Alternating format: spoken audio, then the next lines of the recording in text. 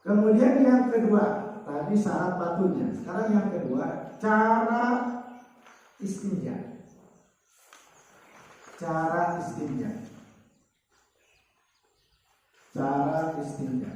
Yang pertama, 3 batu.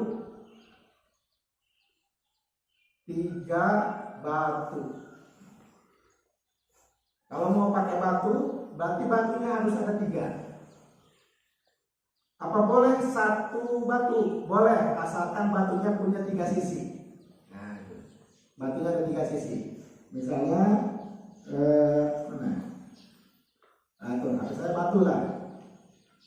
1 batu boleh, tapi pakai 3 sisi. 1 sisi 1 kali buat membuangnya.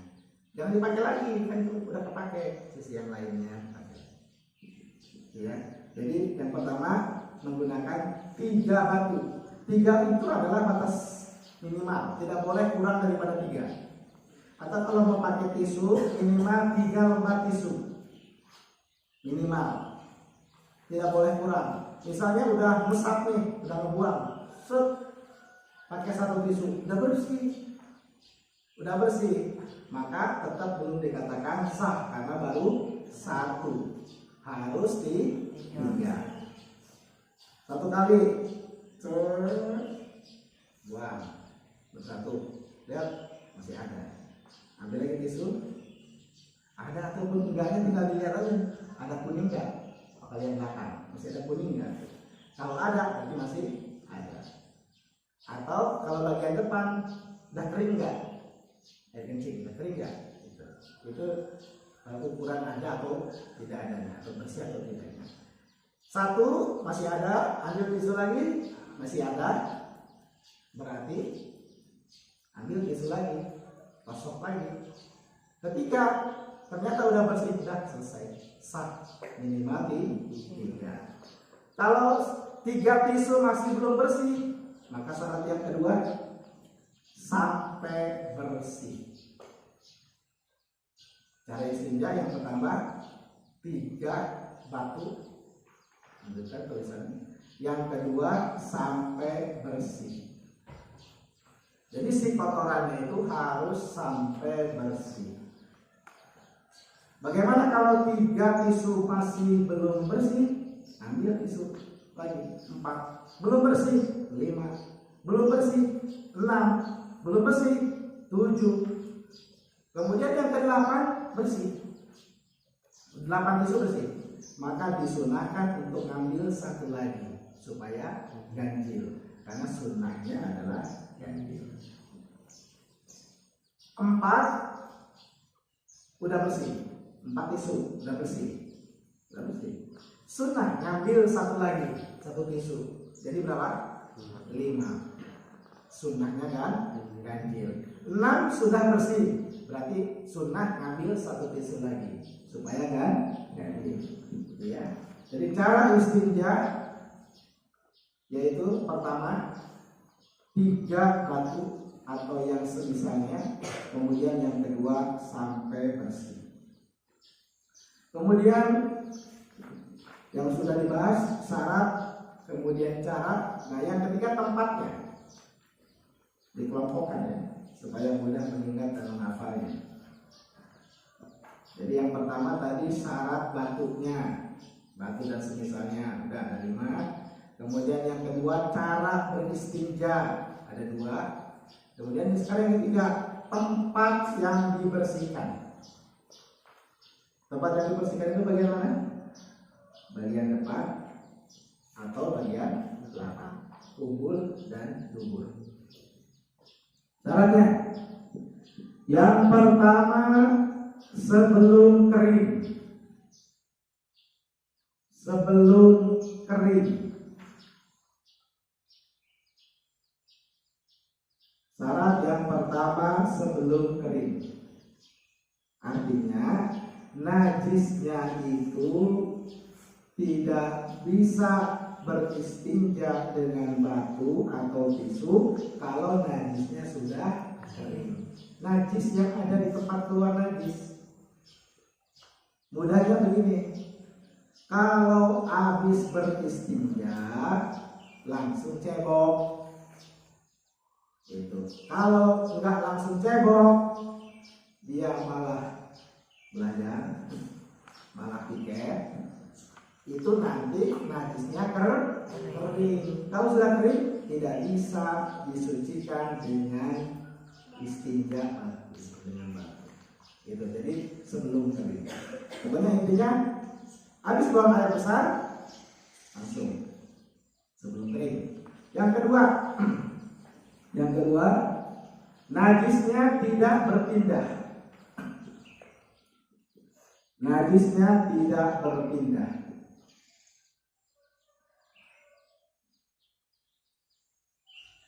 Tidak berpindah. Nah, jadi kalau bagian depan,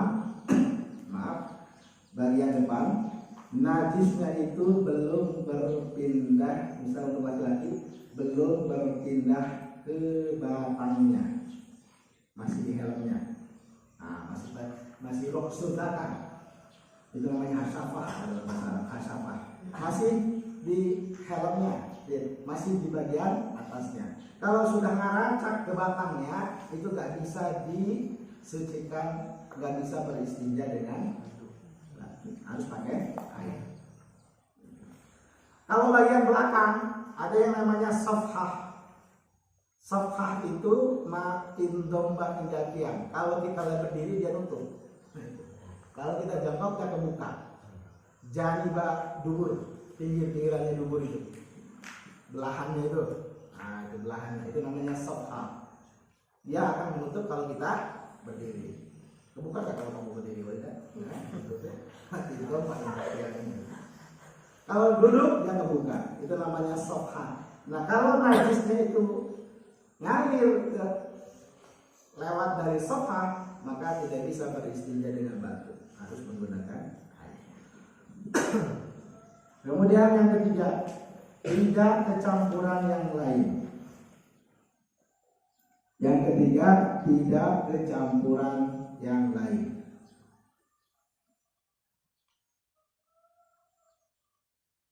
Jadi najis yang ada di tempatnya itu tidak boleh kecampuran yang lain.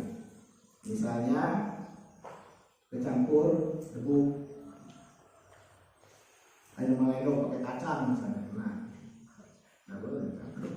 Atau kecempret air biasa kalau di kloset pas jatuh cepet nyempret airnya, itu nggak boleh, itu kecempret air. Jadi tidak boleh kecampuran yang lain. Nah, itulah 3 poin dalam beristinja dengan batu. Yang pertama, syarat batu. Batunya harus suci, tidak padat, kering, bisa mengangkat najis, tidak terhormat. Jadi boleh menggunakan tisu. Silakan diamalkan. Kemudian yang kedua, cara beristinja. 3 batu atau 3 tisu. Kalau belum suci, sucikan, bersihkan. Kalau belum bersih, kalau belum bersih, bersihkan sampai bersih. Itu syarat yang kedua, sampai bersih. Kalau 4 batu sudah bersih atau 5 tisu sudah bersih, maka ganjilkan, tambah 1 lagi. Kalau 4 batu misalnya atau 4 tisu sudah bersih, maka disunahkan ngambil 1 lagi supaya ganjil. Kemudian yang ketiga, tempat yang dibersihkan. Pertama, sebelum kering. Kalau sudah kering, tidak bisa beristinja dengan batu atau semisalnya, harus pakai air. Kemudian yang kedua, najisnya tidak berpindah. Yang ketiga, tidak kecampuran yang lain. Betul? Sekarang kita buka.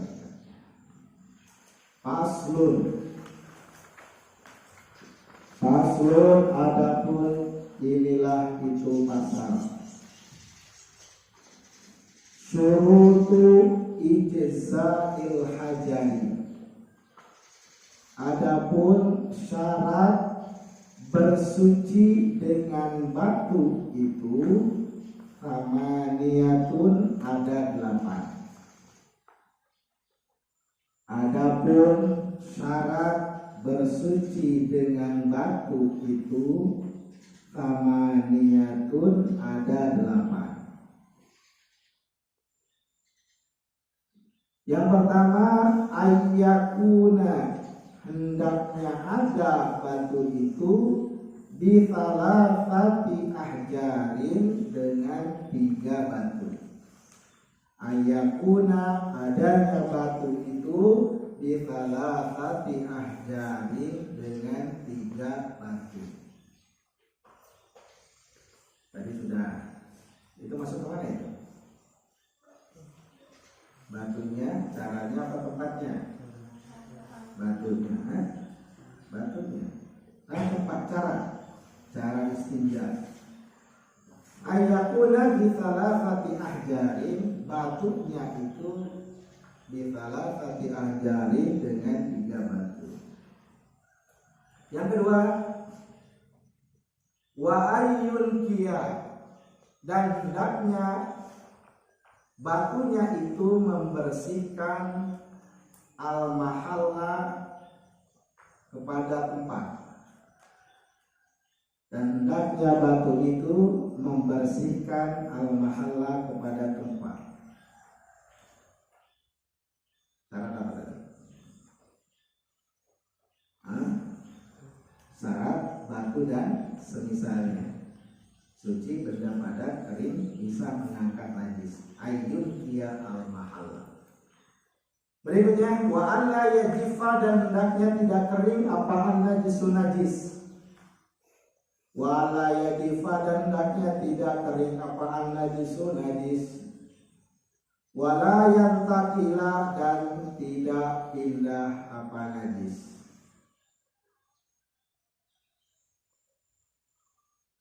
Wala yakro'a, dan tidak kedatangan alaihi, atas najis, apa akhoru, sesuatu yang lain. Wala yakro'a, dan tidak kedatangan alaihi, atas najis, akhoru, najis yang lain, atau sesuatu yang lain. Kemudian wala yujawiza, dan tidak melewati apa najis. Wala yujawiza, dan tidak melewati apa najis, sofhatahu, pada sofhahnya. Sofhah itu tadi apa? Indoma indalnya, bagian yang tertutup ketika berdiri. Sofhah, pinggiran dubur itu sofhah. Jadi tidak melewati najis itu, tidak ngaracak sampai situ, mencret, ngaracak. Melewati sofhah, maka nggak bisa menggunakan batu, tapi harus menggunakan air. Kemudian wahasafatahu, dan hasafahnya. Hasafah ini punya laki-laki. Wahasafatahu, dan hasafahnya. Kalau takam itu batangnya, hasafah atasnya. Paham ya? Wahasafatahu. Wala yusibahu, wala yusibah, dan tidak mengenai hu, kepada najis, apa ma'un, air. Wala yusibahu, dan tidak mengenai pada najis, apa ma'un, air. Kemudian wa antakunal ahjaru, adanya batu itu thahiratan, suci.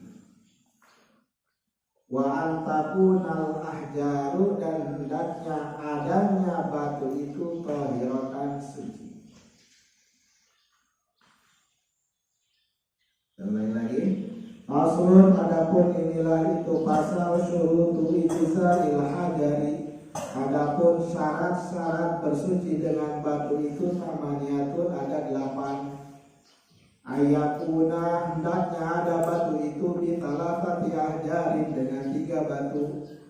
Wa ayyun kia, dan batu itu membersihkan al-mahalla, kepada tempat keluar najis.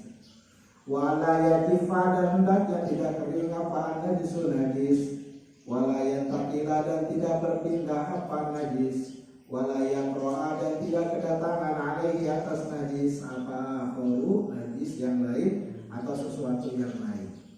Walayu jawiza dan tidak melewati apa najis, sofhatahu sofhahnya, wahasafatahu dan hasafahnya, walayu sibahu dan tidak mengenai kepada najis apa maun air. Jadi tidak terkena air, tidak terkena air.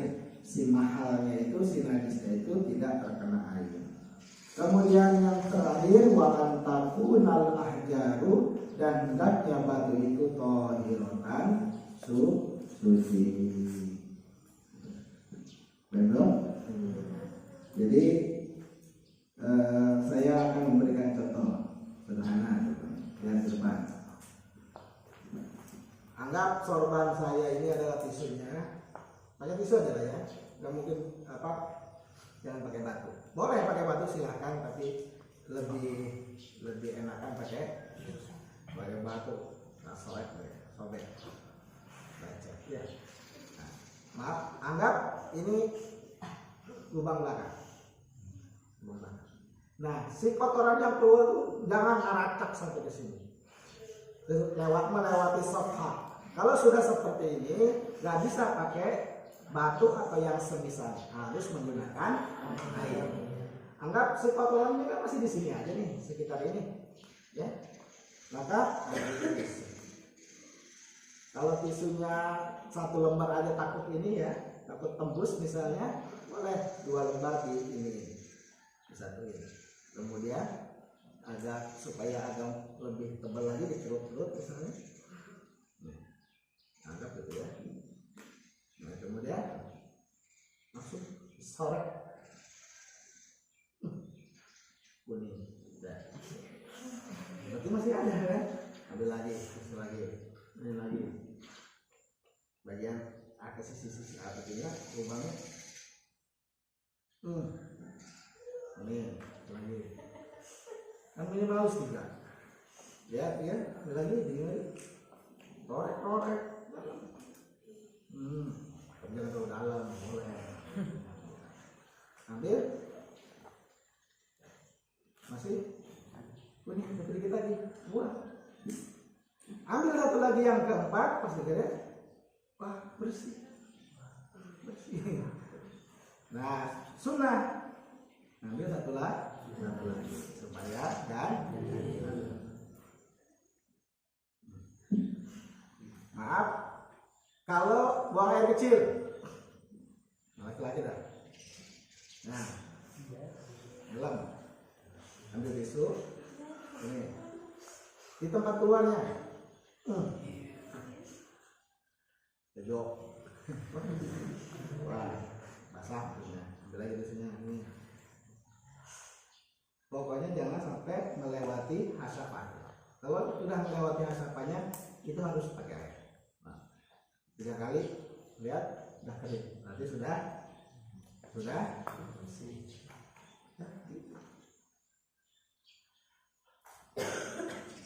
Di hotel-hotel, sudah seperti itu. Saya waktu di Marbella di Anyer, masuk ke kamar mandi, nggak ada air, nggak ada gayung. Air nggak ada, tapi nggak ada gayung. Tisu ada tisu. Sekarang di mana-mana udah seperti itu. Makanya dibekali ilmu. Dan mereka juga yang pakai tisu belum tentu sah istinjanya karena tidak pakai ilmu.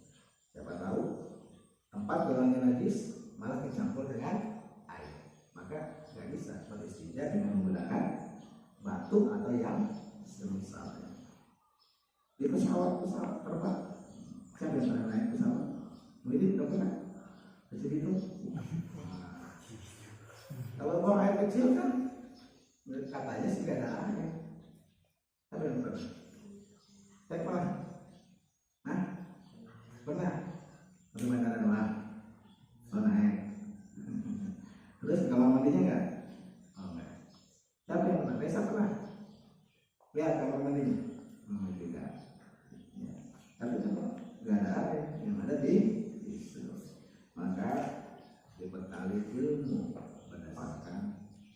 fikih di dalam agama Islam tentang beristinja dengan menggunakan batu. Jadi martabatnya pakai batu dan semisalnya, kemudian pakai air, kemudian martabat yang kedua pakai air saja, martabat ketiga menggunakan batu. Baik, alhamdulillah sekarang jam 6:04. Jadi pertama kita melaksanakan sholat isyraq. Nah, waktu itu saya niat sholat isyraq, niatnya dan 2 rakaat. Kemudian boleh langsung disambung dengan duha. Kalau isyraq itu kan awal duha. Maka ada ulama yang mengatakan dia tersendiri daripada duha. Nah, kemudian karena masuk di majlis kita pada sholat, maka ditambah dengan 2 rakaat duha. Nanggung aja, isyraq saja 2 rakaat. Jadi isyraq 2 rakaat, kemudian duha cukup 2 rakaat. Kalau yang mau nambah dari 2 rakaat silakan. Betul? Nah, kita lakukan secara berjamaah. Baik, Allah a'lam bishawab. Subhanaka Allahumma wa bihamdika asyhadu an la ilaha illa anta astaghfiruka wa atubu ilaik. Wassalamualaikum warahmatullahi wabarakatuh.